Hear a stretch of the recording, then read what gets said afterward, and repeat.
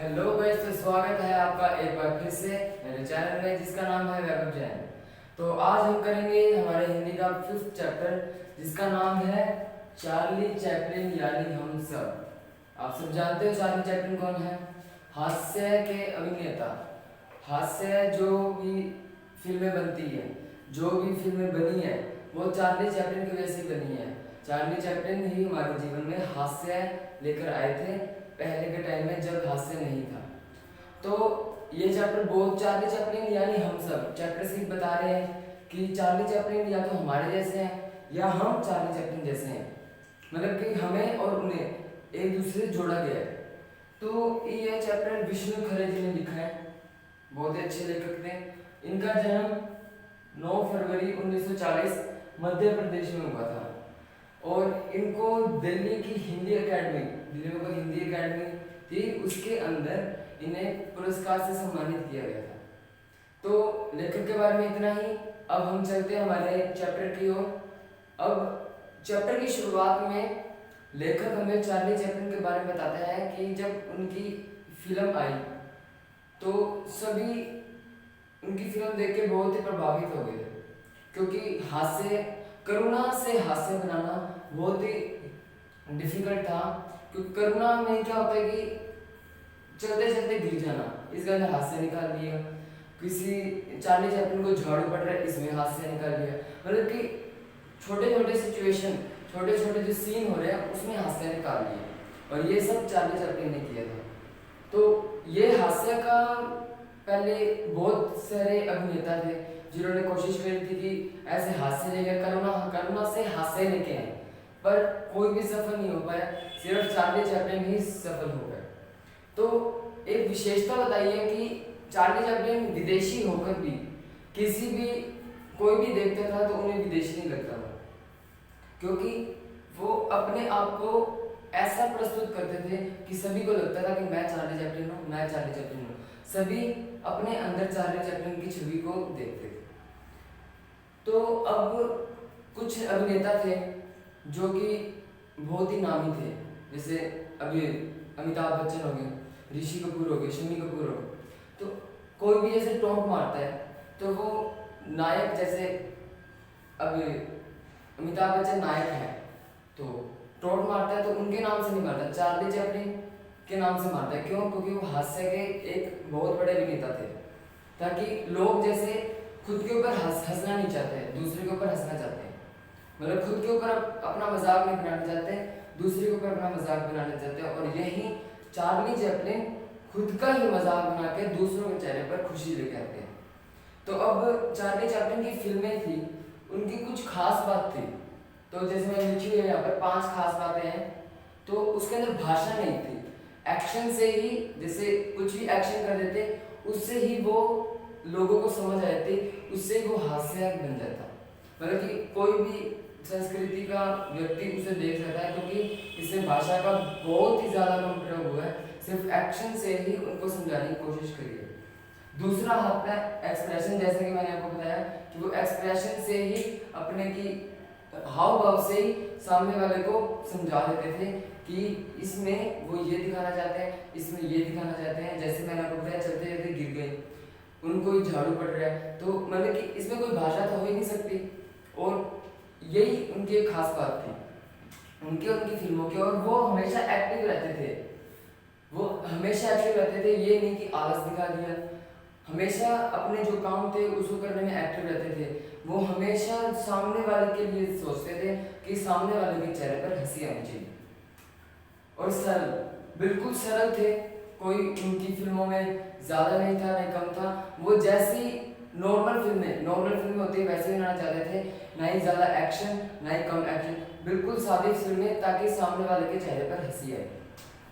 और उसके है विदेशीपन, जैसे मैंने आपको बताया कि कोई भी व्यक्ति देखता तो उनको ये नहीं लगता कि ये तो हमारे देश का नहीं है।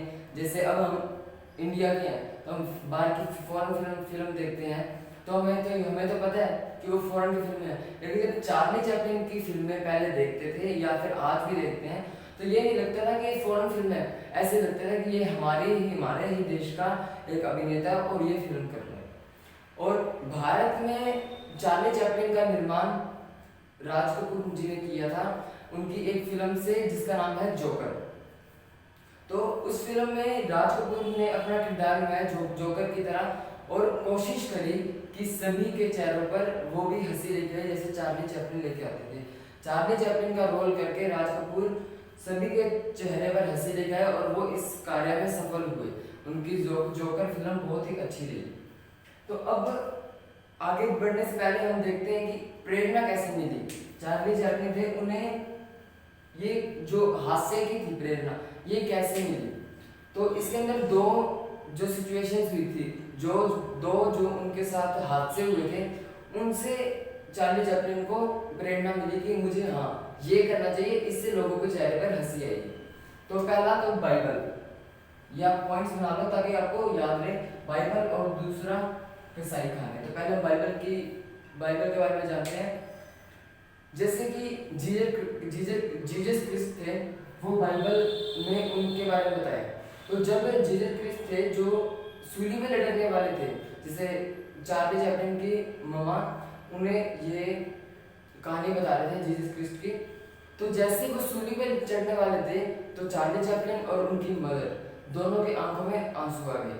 तो ये देखकर कि जिस तरह उन्होंने अपना बलिदान दिया, जीसस क्रिस्ट ने अपना बलिदान दिया लोगों के लिए, तो उसके अंदर स्नेह, करुणा और मानवता ये तीनों दिखाई देती है। और ये तीनों को चार्ली चैपलिन अपनी फिल्मों में लेके गए, तो दूसरा सीन था वो था कसाई खाना।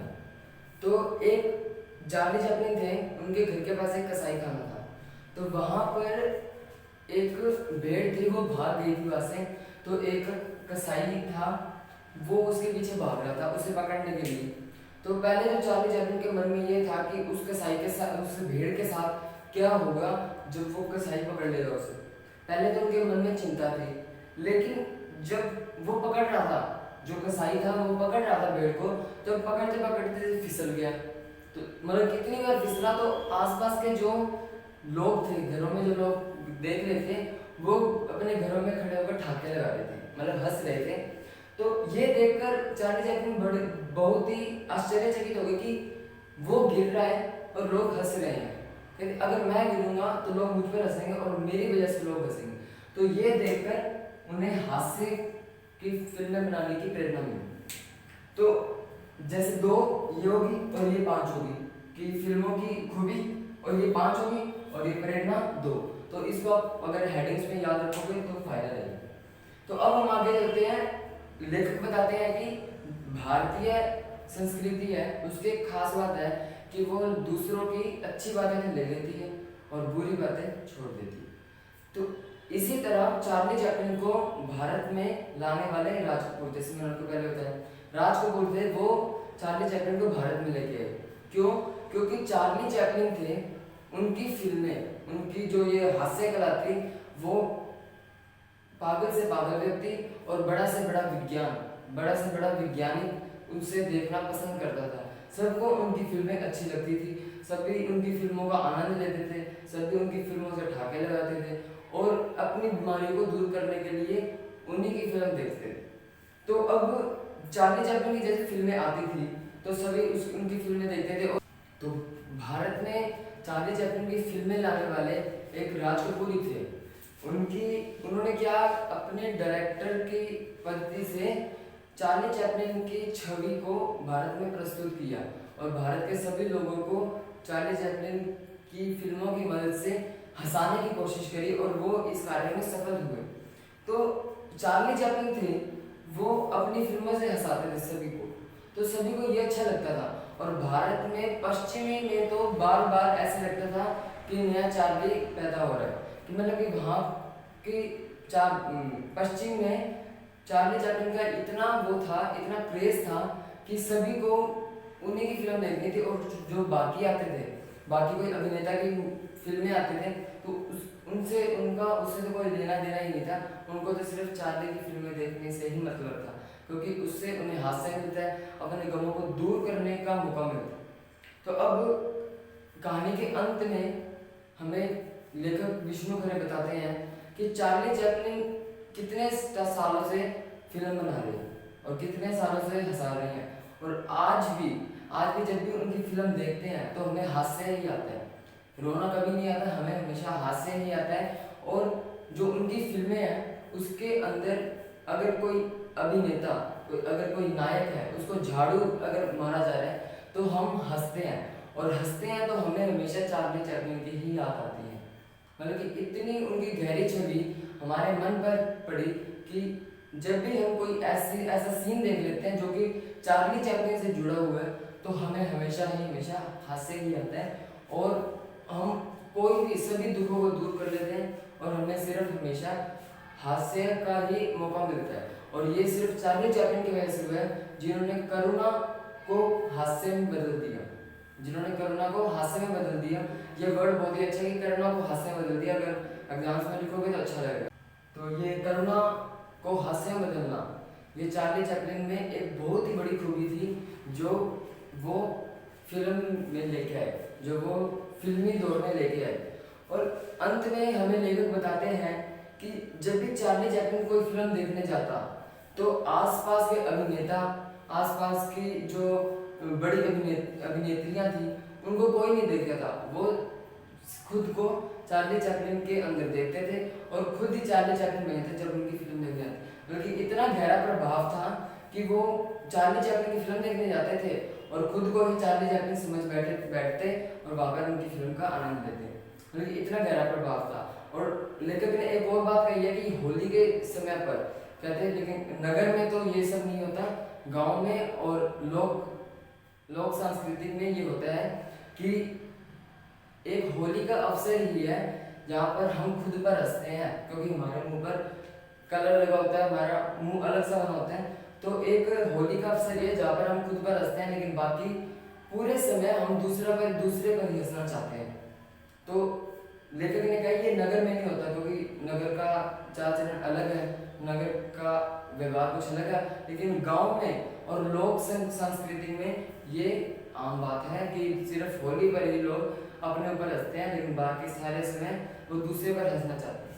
और एंड में जैसे चैप्टर में लिखा है चार्ली चैपलिन यानी हम सब, तो एंड में लेखक कहता है कि हम चार्ली चैपलिन ही हैं। मतलब कि यहाँ पर हास्य ही आ जाता है कि हम चार्ली चैपलिन ही हैं, क्योंकि हम सुपरमैन नहीं हो सकते। मतलब कि हास्य वाली है कि ऑब्वियस हम सुपरमैन हो ही नहीं सकते, हम उड़ नहीं सकते।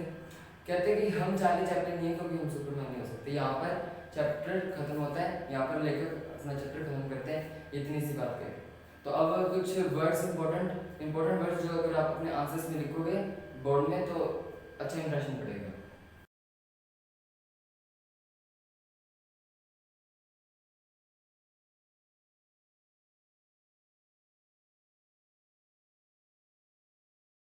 तो ये आपको इंपॉर्टेंट वर्ड्स बता दिए। आपसे रिक्वेस्ट है कि ये वर्ड्स हैं इनको आप ध्यान से देख लें, ताकि अगर एक दो भी याद रह जाते हैं, मान लो मैं 7-8 वर्ड्स आपको इंपॉर्टेंट देता हूँ, आप पढ़ोगे चैप्टर, जैसे आपने पढ़ा आप चैप्टर, इसमें कोई आपको वर्ड लगा तो आप अपने नोटबुक में लिख लो, ताकि आपको एग्जाम्स में डिफिकल्टीज ना हो। छोटे छोटे नोट्स बना लेना ताकि डिफिकल्टीज ना हो। अगर आपको मेरी वीडियो अच्छी लगी हो तो इस वीडियो को लाइक करें, अपने फ्रेंड्स के साथ शेयर करें ताकि वो भी इसका फ़ायदा उठाएं, और उन्हें कहें कि वो अपने फ्रेंड्स का शेयर करें ताकि वो भी इसका फ़ायदा उठाएं। और कोई भी इस चैप्टर से रिलेटेड या दूसरे चैप्टर से रिलेटेड क्वेरी हो तो कमेंट बॉक्स में आप क्वेरी पूछ सकते हैं। और मेरे चैनल को सब्सक्राइब करें और बेल आइकन का बटन दबा दें ताकि मेरी जब भी वीडियो आती है तो आपको नोटिफिकेशन बार में पहले उसकी नोटिफिकेशन मिल जाए। Thank you and have a nice day.